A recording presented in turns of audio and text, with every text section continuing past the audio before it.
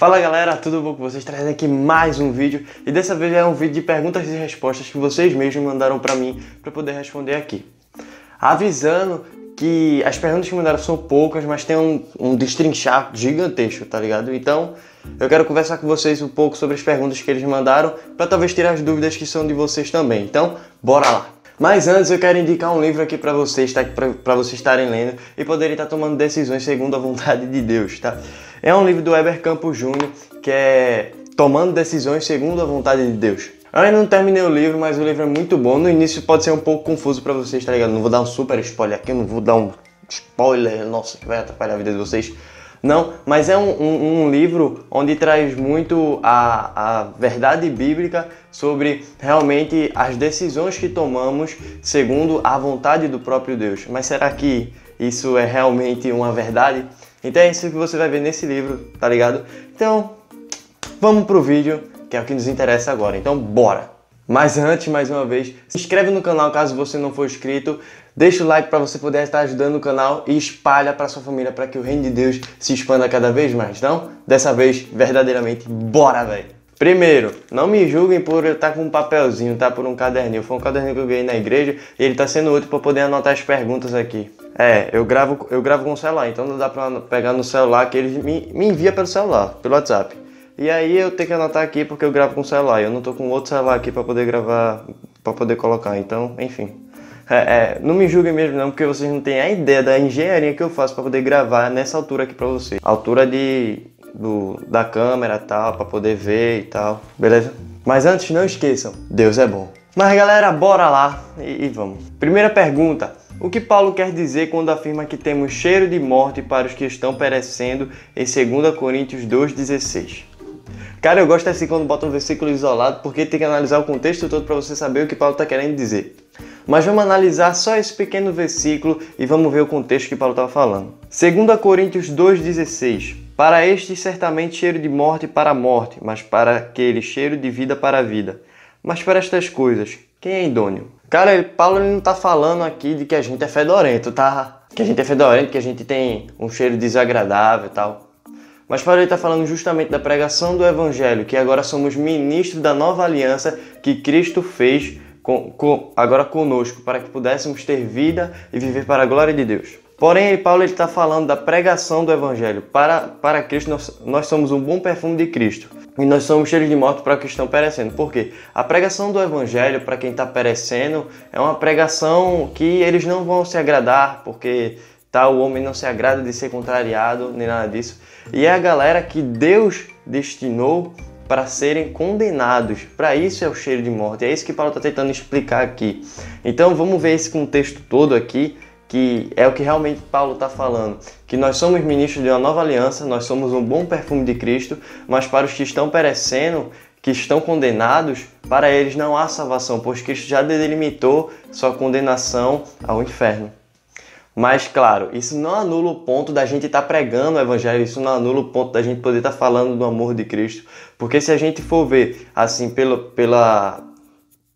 semblante, por tal coisa que aquela pessoa tem, nós não formos pregar o Evangelho, a gente está anulando alguns versículos bíblicos que dizem para a gente pregar o Evangelho. O exemplo de Marcos, qual Jesus diz: vão e pregam o Evangelho a toda criatura. O de Mateus 28, que diz: portanto, ide e fazer discípulos. Então, se a gente não pregar o Evangelho a essas pessoas, a gente está anulando esses versículos e pecando contra o próprio Deus.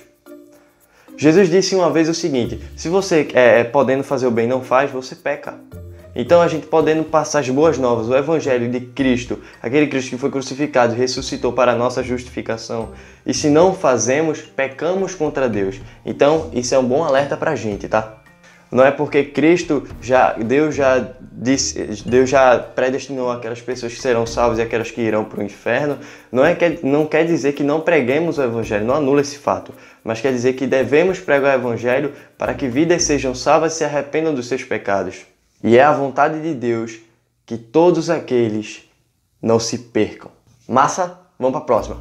Segunda pergunta. Afirmar jargões cristãos como a glória da segunda casa seja maior que a da primeira e o melhor de Deus ainda está por vir é heresia? Por que seria? Ai. A vida com Jesus é boa, hein? Primeiro, eu quero entrar nesse ponto com vocês, que primeiro, esse ponto ele é muito interessante, ele é muito específico, tá? Porque a gente só vai ver isso lá no livro de Joel, tá? A gente vai... No livro de Joel, se eu não me engano, é o livro de Joel. Não, no livro de Ageu, a gente só vai ver isso no livro de Ageu, o qual o pessoal lá, ele estava muito triste porque o segundo templo que fizeram não ficou tão bonito quanto o primeiro. E aí Deus diz que haverá mais glória nesse segundo templo do que no primeiro, porque não era a aparência que importava, mas sim a presença de Deus naquele local.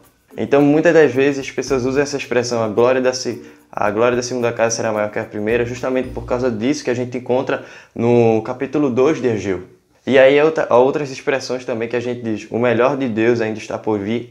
Entre algumas pessoas, não estou dizendo, não estou generalizando, que um bom pessoal diz isso, algumas pessoas falam, o melhor de Deus ainda está por vir. Até no seu evangelismo, que dizem evangelismo, dizem que o melhor de Deus ainda está por vir. Isso é um ponto que a gente tem que tratar muito bem, porque o melhor de Deus já veio, que é Cristo Jesus que morreu por nós para nos dar vida. Esse é o melhor de Deus. Quando a gente fala que Deus é um propósito, essa frase não está errada, que Deus é um propósito, mas não é um método do evangelismo. O método do evangelismo é apresentar o próprio Cristo ressurreto, crucificado e ressurreto, para que ele seja glorificado ao haver arrependimento no coração do homem. Então, afirmar que a glória da segunda casa será maior que a da primeira é um esquema bíblico.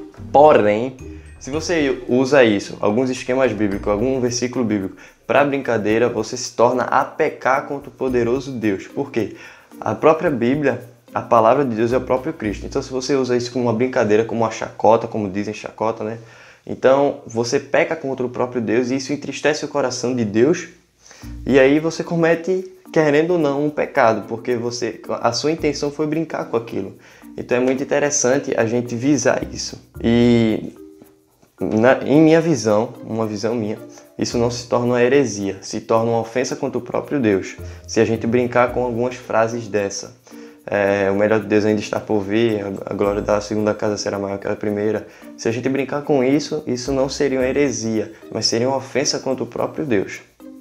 Claro que heresia é uma ofensa contra o próprio Deus, mas estou falando sem ser o ponto herege, mas um ponto que ofenda a Deus e que não distorça a Bíblia, mas torne isso uma brincadeira, quando na verdade deveria ser levado a sério. Eu estou contraindo muito aqui, né, velho? Enfim. Outra pergunta. Pergunta 3. Por que existe diferença entre Bíblia evangélica e católica? Essa eu tive que pesquisar. Galinhas. Enfim, galos, enfim. Essa eu tive que pesquisar, galera. Eu não sabia qual era a diferença e eu pude